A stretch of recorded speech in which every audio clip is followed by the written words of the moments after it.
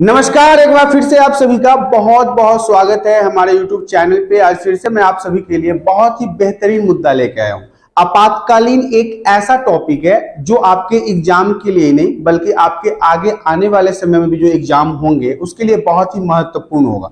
तो आइए शुरुआत करते हैं कि आपातकालीन क्या था, किन परिस्थितियों में आपातकालीन को लगाया गया था और यद्यपि आपातकालीन लगा तो इसके परिणाम क्या है, इससे क्या क्या दिक्कतें उत्पन्न हुई, इस बारे में आज हम जानेंगे। सबसे पहले स्लाइड की तरफ बढ़ते हैं। सबसे पहला स्लाइड हमारा है कि आपातकालीन होता क्या है। आपके मन में अगर आपातकालीन लगा हमारे भारत देश के अंदर तो इसे कौन लगा सकता है, इसे जानना जरूरी है। तो भारत के राष्ट्रपति सिर्फ और सिर्फ प्रेसिडेंट के माध्यम से ही देश के अंदर आपातकालीन अर्थात इमरजेंसी जैसी सेवाओं को जारी किया जा सकता है। आपातकालीन लगाने के लिए किसकी जरूरत पड़ेगी? प्रेसिडेंट की, हमारे देश के राष्ट्रपति की। वही आपातकाल की घोषणा कर सकते हैं यदि उन्हें यह आश्वासन दिया जाता है, उन्हें अगर ये बात के बारे में बताया जाए कि आपके देश में ना बहुत बड़ा खतरा आने वाला है, बाहरी पड़ोसी देश अटैक करने वाला है या हमारे राज्य के अंदर, हमारे देश के अंदर गृह युद्ध छिड़ने वाला है। ऐसी परिस्थितियों में अगर ये चीजें आश्वासन के रूप में उन्हें बताया जाए तो वो क्या करते हैं, उन्हें लगता है कि अब उचित है ये समय इमरजेंसी लगाने का, तो वो आपातकाल घोषित कर देते हैं। अब देखिए क्या है कि उनको आपातकाल लगाने के लिए राज्य के प्रशासन के डायरेक्ट चार्ज के अंतर्गत लिया जाता है। अब ये समझिए ये क्या है, जब भी किसी देश या किसी राज्य में आपातकाल लगाया जाता है तो इसका यह मतलब होता है उस राज्य की पुलिस, राजनीति या किसी भी अन्य प्रकार के कार्य डायरेक्ट प्रेसिडेंट के अंदर आ जाता है, मतलब राष्ट्रपति के अंदर आ जाता है। उस राज्य के उस समय के बाद जितने भी काम होंगे वो सिर्फ और सिर्फ राज्यपाल और प्रेसिडेंट देखेंगे।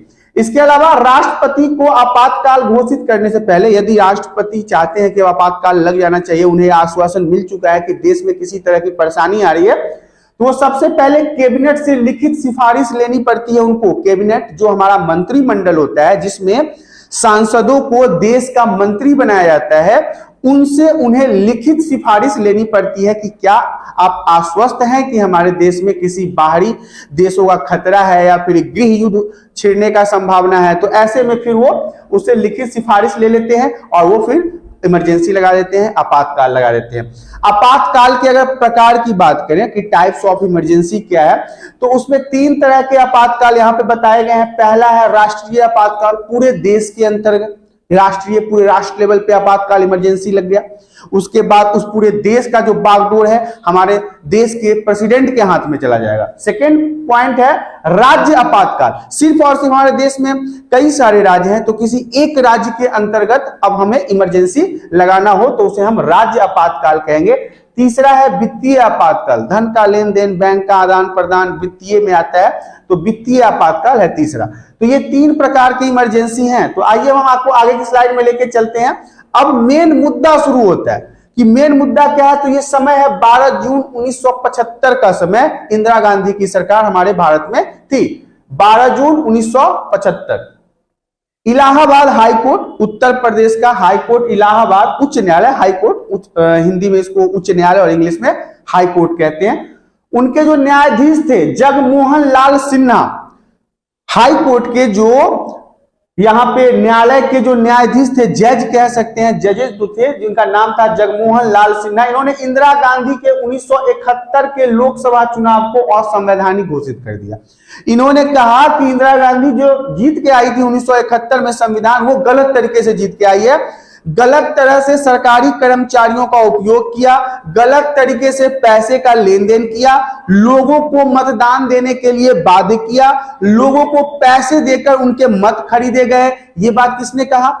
तो ये बात इलाहाबाद हाई कोर्ट ने कहा, उसके जो जज थे जगमोहन लाल सिन्हा। इसके बाद उन्होंने कहा कि भाई ये असंवैधानिक है, संविधान के हिसाब से यहाँ पे चुनाव नहीं हुआ है, इसलिए इंदिरा गांधी को हटाना चाहिए। उनका जो अभी वर्तमान समय में जो वो जिस पद पे थे उनको उन पद से हटाने की बात कही गई। 24 जून 1975 को सर्वोच्च न्यायालय मतलब सुप्रीम कोर्ट ने उच्च न्यायालय के फैसले पर मतलब अडिग रहे। यहां पे है स्थगनादेश सुनाते हुए, मतलब उसी फैसले को उन्होंने कायम रखा। उन्होंने कहा कि जो बातें इलाहाबाद हाई कोर्ट ने कहा है, ये बातें बिल्कुल सही है। इंदिरा गांधी असंवैधानिक रूप से चुनाव जीते हैं। उन्होंने अपील निर्णय आने तक इंदिरा गांधी सांसद बनी रहेगी, परंतु मंत्रिमंडल की बैठक में भाग नहीं लेगी। उन्होंने कहा कि चलो ठीक है, अब जिस तरह से बात आगे चल रही है, इस समय तक इंदिरा गांधी क्या होगी कि इंदिरा गांधी को किसी मंत्रिमंडल में जाने की अनुमति नहीं होगी। बैठक में वो भाग नहीं ले सकती है। सांसद का जो भी बैठक हो, विधायक का जो भी बैठक हो, या मंत्रिमंडल का जो भी बैठक हो, तो उसे उसमें भाग लेने की अनुमति नहीं दी। हाँ, सुप्रीम कोर्ट ने यह कहा कि जब तक फैसला नहीं आ जाता तब तक आप सांसद बनी रह सकती है, मेंबर ऑफ पार्लियामेंट बने रहेंगे, एमपी बने रहेंगे। 25 जून 1975 को जेपी के नेतृत्व में जेपी जयप्रकाश नारायण, आपको मैंने इसके बारे में एक डिटेल्स वीडियो दिया है, यदि आपने उस वीडियो को नहीं देखा तो जरूर देखिए। ये बिहार के सारण जिले में इनका जन्म हुआ था। बहुत ही कद्दावर नेता, हालांकि अभी का सारण जो है वो यूपी का बलिया बन चुका है। तो इनके नेतृत्व में इंदिरा गांधी के इस्तीफे के मांग को लेकर दिल्ली के रामलीला मैदान में राष्ट्रव्यापी सत्याग्रह हुआ। जेपी नारायण ने इनके इस्तीफे को लेकर पूरे दिल्ली के रामलीला मैदान में पूरा जोर शोर से इनके खिलाफ सत्याग्रह किया, घोषणा इंदिरा गांधी के इस्तीफे की मांग की। इन्होंने पूरे जोर शोर से सिर्फ क्या कहा कि इंदिरा गांधी को अपना पद छोड़ना चाहिए, उन्हें प्रधानमंत्री के पद को छोड़ के अब हट जाना चाहिए, क्योंकि उन्होंने संविधान के खिलाफ जाकर अपने इस चुनाव की जीत हासिल की है। अब हम आपको आगे की स्लाइड में लेके चलते हैं। जेपी ने सेना, पुलिस और सरकारी कर्मचारियों से आग्रह किया कि वे सरकार के अनैतिक और असंवैधानिक आदेशों का पालन न करें। जयप्रकाश नारायण ने सेना को भी, मतलब मिलिट्री फोर्सेस को भी, पुलिस को भी ये कहा, और सरकारी कर्मचारी जो गवर्नमेंट एम्प्लॉय थे उनको कहा कि आप इस तरह के असंवैधानिक कार्यों में लिप्त न हो, इनसे अलग हो जाएं, असंवैधानिक आदेशों का पालन न करें। 25 जून 1975 की मध्यरात्रि में प्रधानमंत्री ने अनुच्छेद 352 मतलब आंतरिक गड़बड़ी होने के तहत राष्ट्रपति से आपातकाल लागू करने की सिफारिश कर दी। किसने? प्रधानमंत्री इंदिरा गांधी, श्रीमती इंदिरा गांधी। इनको तो लगा कि अब जेपी इनके खिलाफ चला गया, लोग इनके खिलाफ जा रहे हैं, मिलिट्री इनके खिलाफ जा रहा है, पुलिस इनके खिलाफ जा रहा है, सरकारी कर्मचारी इनके खिलाफ जा रहे हैं, आम नागरिक, आम लोग भी इनके खिलाफ जा रहे हैं। तो इन्होंने चाल चली और 25 जून 1975 को मध्यरात्रि में, आधे रात में ही राष्ट्रपति को कन्विंस किया कि देश में खतरा है। हालांकि कन्विंस क्या करना था, इसकी सरकार थी, इसके राष्ट्रपति थे। आंतरिक गड़बड़ी होने की बात को लेके इन्होंने आपातकाल इमरजेंसी लगाने की घोषणा भी कर दी। अब हम आगे की स्लाइड में बढ़ते हैं। आपातकाल के परिणाम, आपातकाल लग गया, पूरे देश में इमरजेंसी लग गया। जब पूरी देश रात में सो रहा था तो हमारे देश में इमरजेंसी आपातकाल लगा दिया गया। सुबह जब सो के लोग उठे तब इनको पता चला कि इमरजेंसी लग गया है। देखिए तो इसमें परिणाम क्या हुए, इसके क्या क्या खामियाजा देश को भुगतना पड़ा। विपक्षी नेताओं को जेल में डाल दिया गया। जितने भी जेपी नारायण के साथी नेता थे जो इंदिरा गांधी के खिलाफ थे, उन्हें कहा जेल में डाल दिया गया, जबरदस्ती बंद कर दिया गया। प्रेस पर सेंसरशिप लागू कर दी गई। जो अखबारें छप रही थी ना, जो मीडिया कर्मी काम कर रहे थे, उन पे भी बंदिश लगा दिया गया ताकि वो खबरों को फैला न सके, सच्चाई को छाप न सके, इंदिरा गांधी की तानाशाही को लोगों के सामने बता न सके।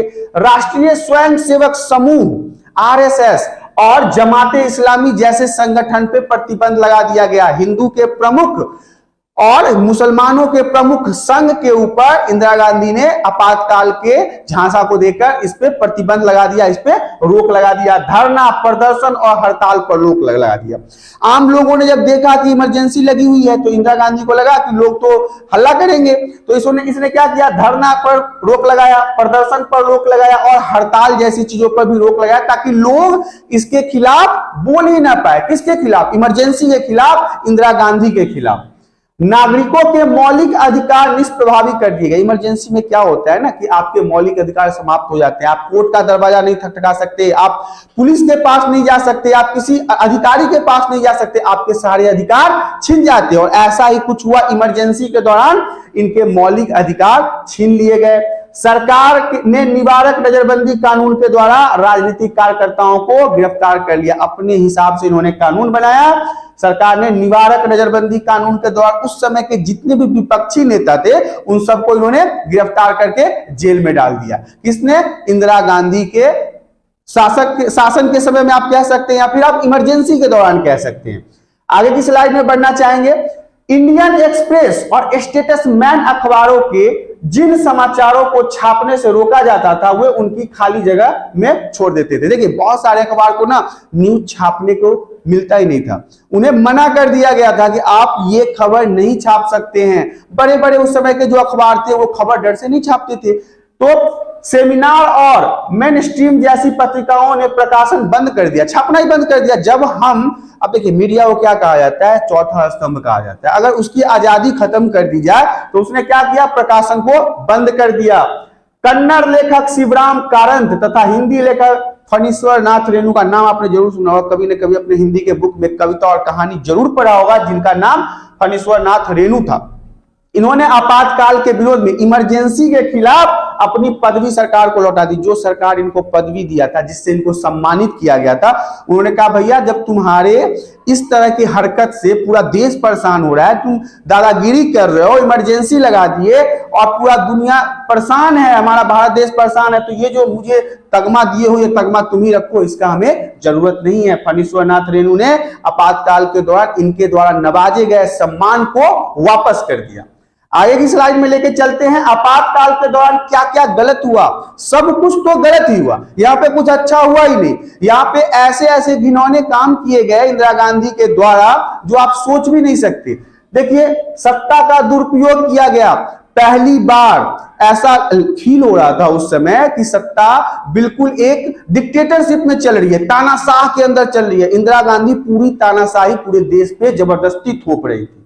लोगों के साथ जातियां हुई। जातियां कहने का मतलब है उन्हें मारा गया, पीटा गया, घर से बेघर कर दिया गया। उनका सुनने वाला कोई नहीं था, वो कहीं जा नहीं सकते थे, वो पुलिस में कंप्लेन नहीं लिखवा सकते थे, वो अदालत का दरवाजा नहीं खटखटा सकते थे, क्योंकि पूरे देश में इमरजेंसी लगा हुआ था। 676 नेताओं को गिरफ्तार कर लिया गया। जो इंदिरा गांधी के खिलाफ बोलता था उसे रातों रात उठा के जेल में डाल दिया जाता था। जबरन नसबंदी करा दी गई। अब देखिए ये एक बड़ा विचित्र टॉपिक है। इंदिरा गांधी ने इमरजेंसी लगा के जबरन नसबंदी कर दिया, लोगों को बच्चा पैदा करने से रोक दिया, कहा कि बच्चा नहीं पैदा करना, जबरदस्ती। अरे उस समय एक कहानी आती है ना इनके बुक्स आप पढ़ेंगे तो उसमें जबरदस्ती इन्होंने डॉक्टर को कहा कि तेरे को 500 का टारगेट पूरा करना है। वो आदमी घर घर जाके मर्दों को खींच के लाता था, जबरदस्ती नसबंदी कर देता था। गरीबों का नसबंदी, अमीरों का किसी का नहीं, नेताओं का किसी का नहीं, कांग्रेसियों का नहीं, सिर्फ और सिर्फ आम गरीब लोगों की नसबंदी यहाँ पे जबरन किया गया। दिल्ली में झुग्गियां उजाड़ दी गई। गरीब लोगों का जो घर था दिल्ली में उसे जबरदस्ती उजाड़ दिया गया। 1,11,000 लोगों को गिरफ्तार कर लिया गया। 1,11,000 लोगों को आपातकालीन अर्थात इमरजेंसी के दौरान गिरफ्तार कर लिया गया। अखबारों के दफ्तरों की बिजली काट दी गई ताकि इंदिरा गांधी के इस तरह के चीजों अत्याचारों को लोगों तक नहीं पहुंचाया जा सके, क्योंकि उस समय फेसबुक यूट्यूब तो था नहीं कि यहां डाले वीडियो और पूरे देश में चला गया। उस समय तो अखबारों के माध्यम से जानकारियां एक जगह से दूसरे जगह तक जाती थी, तो ऐसे में अखबार वाला जो ऑफिस था वहां पे बिजली ही नहीं पहुंचता था, छपाई नहीं होती थी, तो इमरजेंसी के काले कारनामे लोगों तक पहुंच ही नहीं पाते थे। आगे और भी कुछ पॉइंट्स हैं, चलिए आगे की स्लाइड में लेके चलते हैं। संजय गांधी जो इंदिरा गांधी का बेटे थे, इन्होंने सरकारी काम में दखलंदाजी की, भरपूर मनमानी किया, इधर से उधर, मतलब जितना भी इनको तहस नहस करना था इन्होंने किया। प्रेस सेंसरशिप लगाई गई है, मैंने आपको पहले भी बताया, प्रेस पर पाबंदियां लगाई गई।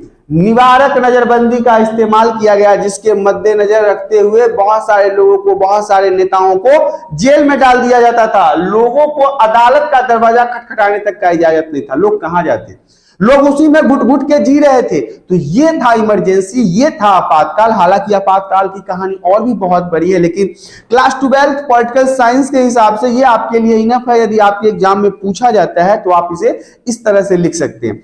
आशा करता हूं कि वीडियो में दी गई जानकारी आप सभी को पसंद आया होगा। यदि जानकारी पसंद आती है तो वीडियो को लाइक करें, चैनल पे पहली बार आए हैं तो चैनल को सब्सक्राइब करें, ताकि इसी तरह के एजुकेशनल वीडियो आपको हमेशा प्राप्त होती रहे। अब हमें इजाजत दीजिए, हम आपसे फिर रूबरू होंगे अगले वीडियो में। तब तक के लिए धन्यवाद।